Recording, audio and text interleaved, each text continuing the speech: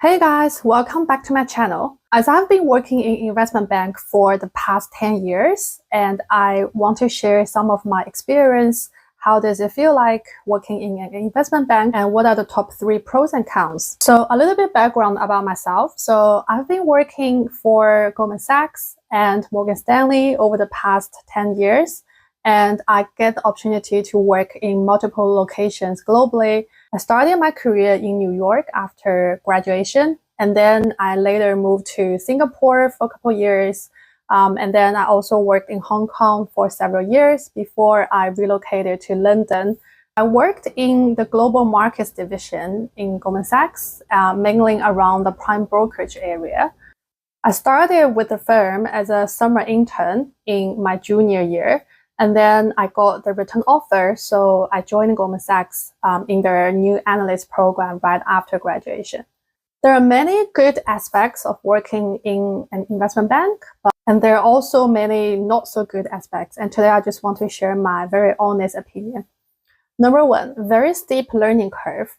So investment bank is a challenging and demanding workplace. But that being said, you are actually given a lot of learning opportunities.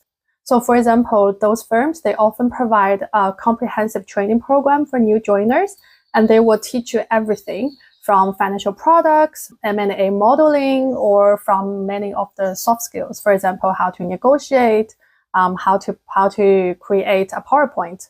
So if you're somebody who like to be intellectually challenged, then I think investment bank will be an ideal place for you, because you found that you're gonna be working with the top and brightest people around the world. And for example, when I just joined Goldman Sachs, one of my mentor, he was a VP at that time, and I found him to be super, super smart.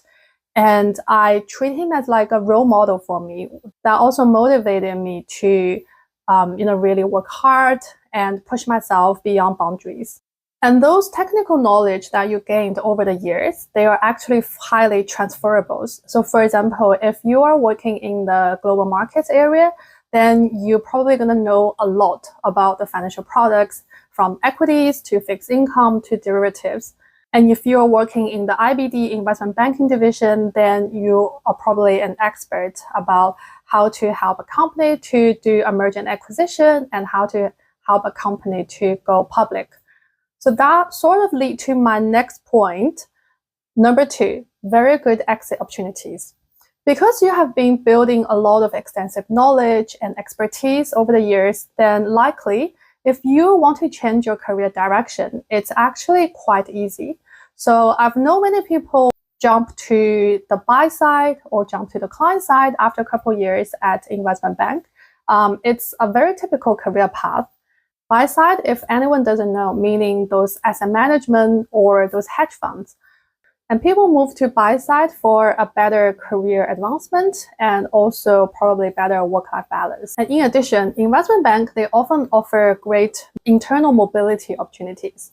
For example, when I worked in Goldman Sachs in New York, there was an opportunity coming up where they need somebody who can speak Mandarin Chinese in their Singapore office.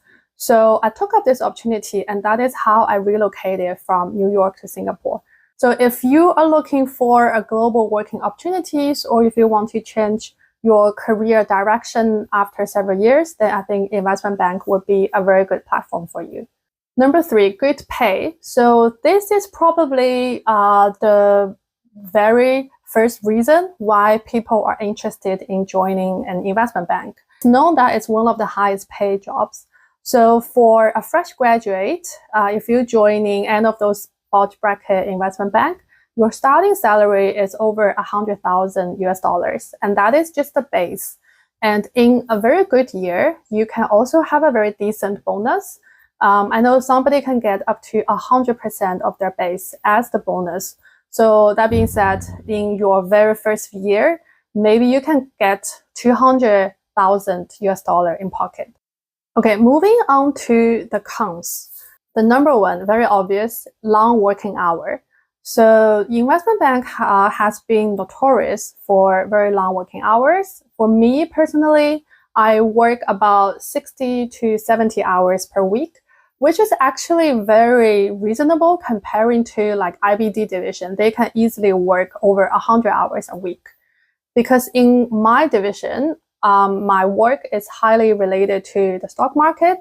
Although the working hour is not that crazy, but it's really, really intense. For example, during the market hour, I have to be 100% concentrated on my work. And sometimes I even found quite hard to find time to go to restroom or to buy a coffee, because I just need to constantly look at the market, check my emails, and then my client can call me like all the time. And I remember back in the days, I always have lunch on the desk. I just don't have the bandwidth to go outside, grab a lunch, finish, and then come back to office. No, I just have to get my lunch on the desk because people can always call me or come up to me for a question.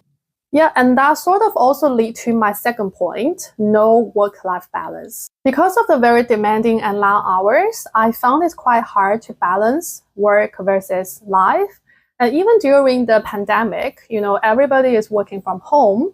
And I feel like it's actually make things worse because it sort of like blur the boundaries between your professional and personal life.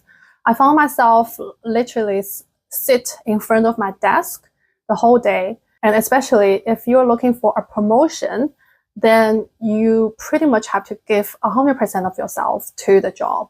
From analyst to associate level, it's sort of like guaranteed for 2 or 3 years. But after that, it's not guaranteed. You have to be the top performer.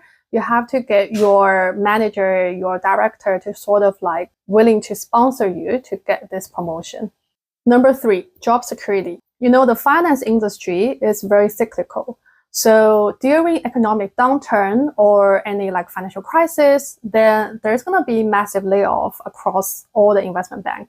Goldman Sachs, for example, even in normal years, they also have the tradition to let go the bottom 10% of their employees. They do annual performance review, and this review is 360-degree, meaning your boss and your peers and anybody that report to you will give you all sorts of feedback, and then you will have like a score. And if you're getting a score which is below the average, or if you're like the bottom 10% or 20%, then you are at risk of being let go. I remember when I just joined Goldman Sachs as a new analyst, during my first week of work, there is an analyst who I think he has been working with the firm for like 2 years. And then he's sort of like the main point of contact for me at that point. I shadowed him for like 3 days. And then on the 4th day, on that Thursday, in the morning, like 10 a.m., the manager, he was a VP, and then he asked that guy to go to the office. And after like 20 minutes, that guy came back, and then he just grabbed all his personal stuff and he just left. And then I was like completely shocked. So I reached out to my manager and I asked why, like what happened?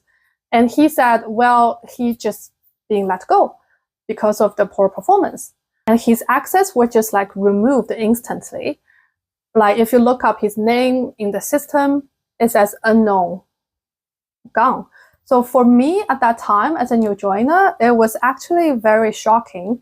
And I also feel the stress, because you have to push yourself. Like it's like a rat race. You can't let yourself have any rest or stop. You have to constantly performing beyond your peers. And I've even heard many horror stories that some people, when they tap into the office building, they found their employment path is inactive. So every time when I tap my ID card at the security gate, if it works, I'm like, okay, good, I'm not being fired. And sometimes if it's not responding, I'm like, oh my God, like, am I just like being secretly fired? So it kind of just gives me this constant stress. All right, so that's all the experience that I want to share with you today. And are you looking for a job in investment bank, or do you have any relevant experience that you want to share? Please share your comments down below.